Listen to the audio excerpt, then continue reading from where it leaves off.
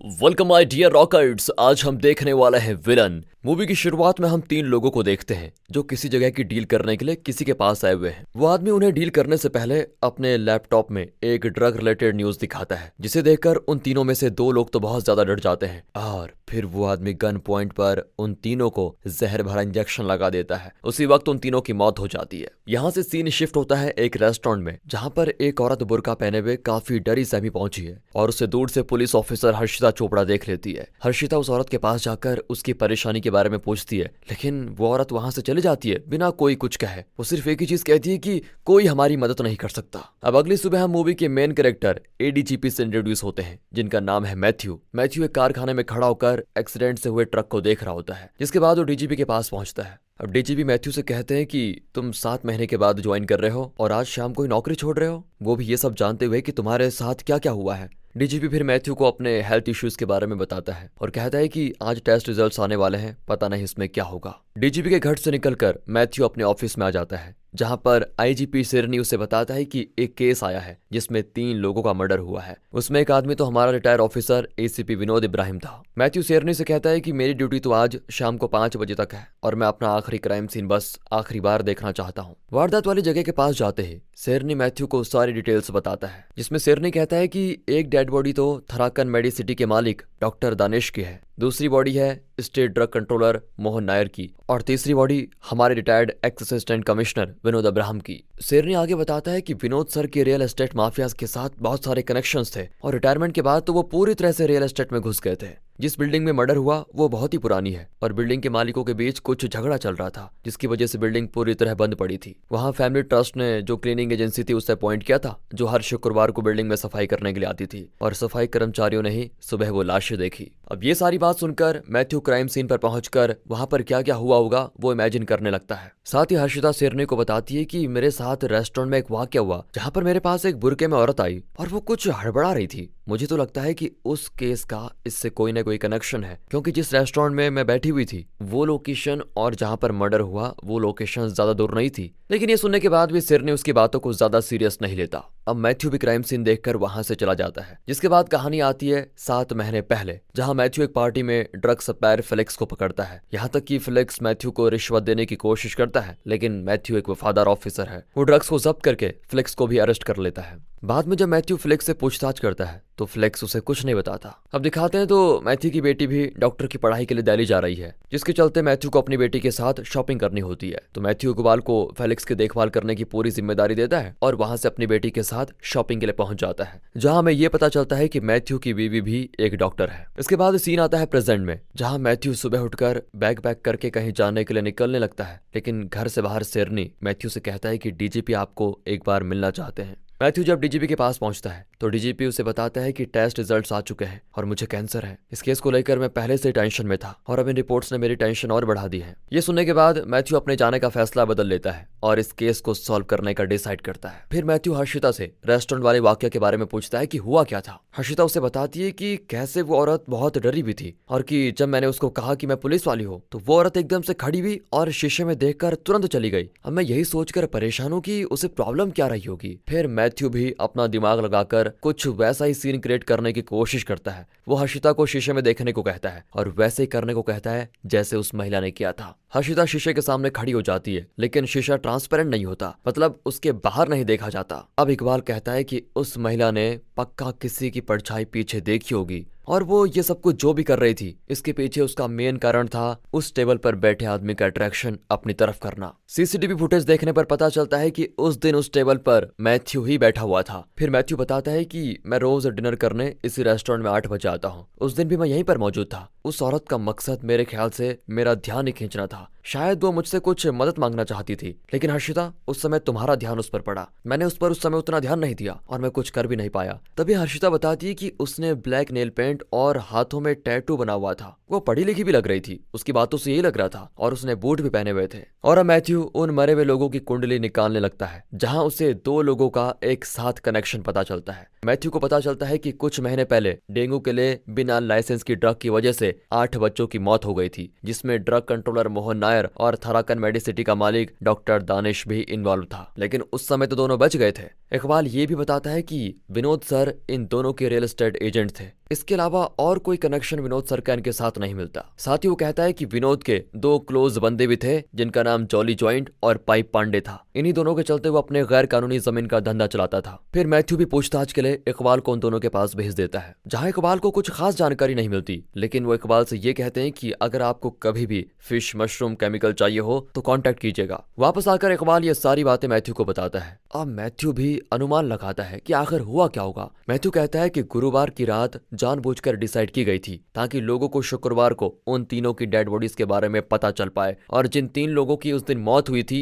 वो उस बिल्डिंग की डील के लिए वहां पर आए होंगे, जिन्हें 2 किलर्स ने गन पॉइंट पर जहरीला इंजेक्शन लगाया होगा। और मुझे लगता है कि किलर्स ने अपने आप को पति पत्नी ही बताया होगा ताकि वो डील थोड़ी वास्तविक लगे। अगले दिन हर्षिता इकबाल से मैथ्यू सर के बारे में पूछती है, जिस पर कहानी जाती है फ्लैशबैक में, जहां मैथ्यू अपनी बेटी और पत्नी के साथ दिल्ली जा रहा था, लेकिन तभी उसे कॉल आता है कि फ्लेक्स फरार हो गया, जिस पर मैथ्यू वापस निकल जाता है और अपनी बेटी और बीवी को दिल्ली के लिए भेज देता है। लेकिन कुछ देर के बाद मैथ्यू की बीवी डॉक्टर नीलिमा और बेटी का एक ट्रक के साथ एक्सीडेंट हो जाता है, जहां हॉस्पिटल ले जाते वक्त मैथ्यू की बेटी तो मर जाती है, लेकिन मैथ्यू की बीवी डॉक्टर नीलिमा बहुत बुरी हालत में होती है। अब जो डॉक्टर उसका इलाज कर रहा था उसने भी उम्मीद छोड़ दी होती है। बेचारी की 6 महीने के बाद डेथ भी हो जाती है। अब अगले सीन में मैथ्यू उन 8 बच्चों की तस्वीर निकालकर क्राइम सीन पर पहुंचता है, जहां उसको एक नए फ्रेम में उन्हें 8 बच्चों की फोटो मिलती है, जिससे ये क्लियर हो जाता है कि किस वजह से डॉक्टर दानिश और मोहन नायर को मारा गया। मतलब यह है कि इन 8 बच्चों की जान के पीछे डॉक्टर दानिश और मोहन नायर ही थे, इन्हीं की वजह से उनकी जान गई। तभी हर्षिता पूछती है, तो फिर विनोद सर का इस केस से क्या कनेक्शन है? मैथ्यू कहता है कि इसी का जवाब तो हमें ढूंढना है, लेकिन एक बात तो साफ है, इन हत्याओं को जो भी अंजाम दे रहा है उसका सीधा मतलब है मासूमों को इंसाफ दिलाना,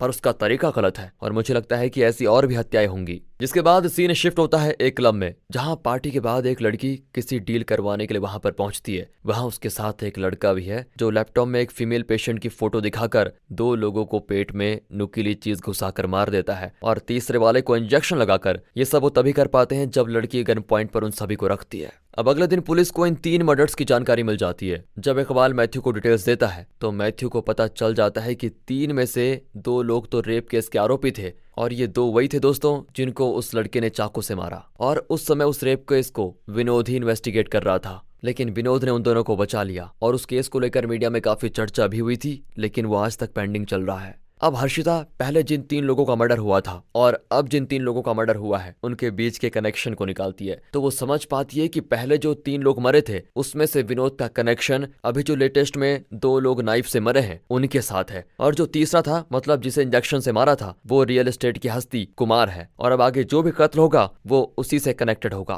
पहले 3 मर्डर्स की रिपोर्ट भी आ जाती है, जिसमें मैथ्यू को ये पता चलता है कि उन्हें एक बहुत ही रेयर फिश का जहर देकर मारा गया था। फिर मैथ्यू इकबाल को उन्हीं 2 आदमियों को पकड़ने के लिए कहता है जो विनोद के आदमी थे, मतलब जो ये मछली पकड़ने का काम करते थे। जिसके बाद वो मैथ्यू को बताते हैं कि एक औरत ने वो जहर मंगवाया था, लेकिन हम उसे देख नहीं पाए। अब मैथ्यू को अपनी इन्वेस्टिगेशन से थाराकन मेडिसिटी के इन दोनों केसेस में कनेक्शन होने का शक होता है, जिस पर वो थाराकन मेडिसिटी पहुंच जाता है। वहीं हर्षिता भी मैथ्यू की फैमिली एक्सीडेंट के ऊपर पूरी इन्वेस्टिगेट करने लगती है कि वो एक्सीडेंट हुआ कैसे। मैथ्यू जब थारकन सिटी में अपनी इन्वेस्टिगेशन कर रहा होता है तभी उसे वहां पर डॉक्टर शक्ति के बारे में पता चलता है। मैथ्यू को पता चलता है कि डॉक्टर शक्ति का नाम कॉलेज की रैंक लिस्ट में आया था, लेकिन उसका नाम फाइनल लिस्ट से हटा दिया गया क्योंकि उस समय मैनेजमेंट के ही किसी बड़े आदमी के लड़के को उसकी जगह दे दी गई। उसके फादर इस चीज को बर्दाश्त नहीं कर पाए और इसी वजह से उसके फादर ने अपने आप को जला दिया ताकि उनके बेटे को इंसाफ मिल पाए। उसके बाद स्टूडेंट्स ने जमकर प्रोटेस्ट किया, तब जाकर सरकार को मानना पड़ा और शक्ति को कॉलेज में एडमिशन मिल गया, लेकिन वो किसी से बात नहीं करता था, अकेले ही रहता था, वो भी गुस्से में। मैथ्यू अपने ऑफिस आकर शक्ति की सारी जानकारी अपने ऑफिसर्स को देता है। मैथ्यू बताता है कि उन 8 बच्चों की मौत, उस लड़की का रेप केस इसी थारकन मेडिसिटी में ही चला था और यहीं पर शक्ति पढ़ता भी था। उसने अपनी आंखों के सामने ही उन 8 बच्चों की मासूम जाने और उस लड़की के रेप केस को देखा था और इसलिए वो उन्हें इंसाफ दिलाने के लिए खुद आगे आ गया। उसके साथ जो लड़की है उसका नाम डॉक्टर श्रेया है, दोनों ही एक दूसरे से प्यार करते हैं। ये सारी जानकारी देने के बाद मैथ्यू सीधे डीजीपी से इजाजत लेता है क्योंकि सारा केस ऑलमोस्ट सॉल्व हो गया है, बस देरी है तो शक्ति के खिलाफ सबूत ढूंढने की। मैथ्यू वहां से जाने ही लगता है, तभी पीछे से हर्षिता आकर मैथ्यू को बता देती है कि आपकी फैमिली को मरवाया गया था। मैथ्यू कहता है, मैं जानता हूँ क्योंकि जब मेरी फैमिली का एक्सीडेंट हुआ था उसके बाद मैं तुरंत पुलिस के कारखाने में ट्रक को देखकर समझ गया था कि ड्राइवर ने एक्सीडेंट किया। फिर वो बाहर आया, फिर उसे किसी ने डंडे से मार दिया और ट्रक के शीशे को भी तोड़ दिया ताकि ये प्योर एक्सीडेंट लगे। हर्षिता कहती है तो फिर आपने कुछ क्यों नहीं किया सर? मैथ्यू भी कहता है कि एक बार जिन्हें खो दो वो वापस तो नहीं आ सकते ना। तभी इसी बीच मैथ्यू को एक मेल आता है जो डॉक्टर श्रेया का होता है। वो मैथ्यू को बताती है कि आपकी फैमिली को मारने वाला फ्लेक्स था और मैं आपको उसकी लोकेशन भेज रही हूँ। अच्छा मौका है बदला लेने का। फिर मैथ्यू इकबाल को लेकर फेलिक्स को पकड़ने के लिए पहुंच जाता है, जहां जबरदस्त फाइट सीन के बाद मैथ्यू फेलिक्स को पकड़ लेता है। फिर फेलिक्स पे पकड़े जाने पर खुलासा करता है कि आपकी पत्नी और बेटी को मैंने ही मरवाया था। साथ ही वो एक शॉकिंग बात रिवील करता है कि मेरी भागने में मदद इकबाल ने ही की थी। लेकिन हमें पता चलता है कि इकबाल ने मजबूरी में किया था, क्योंकि उसकी बेटी को बड़े कॉलेज में पढ़ाने के लिए पैसे नहीं थे, इसलिए फेलिक्स को छुड़ाकर उसने पैसे लिए। मैथ्यू इकबाल को कुछ नहीं कहता, सिर्फ एक चीज के कि इकबाल तुम सरेंडर करने के लिए रेडी रहो। अब मैथ्यू फेलिक्स को मारने तो जाता है, लेकिन तभी उसे याद आता है कि ये सब कुछ मेरे हाथों डॉक्टर शक्ति ही करवाना चाहता है। लेकिन मैथ्यू ऐसा नहीं करना चाहता और इकबाल और फेलिक्स को गिरफ्तार करवाकर मैथ्यू अपनी बीवी की खरीदी गई उस जमीन पर पहुंचता है, जहां उसे नीलिमा के साथ बिताए हुए वो पल याद आते हैं। अब हर्षिता को मैथ्यू एक सीसीटीवी फुटेज भेजता है, जिसमें वो उसको एक वॉइस भी डालता है। वो कहता है कि थारकन मेडिसिटी में एक दिन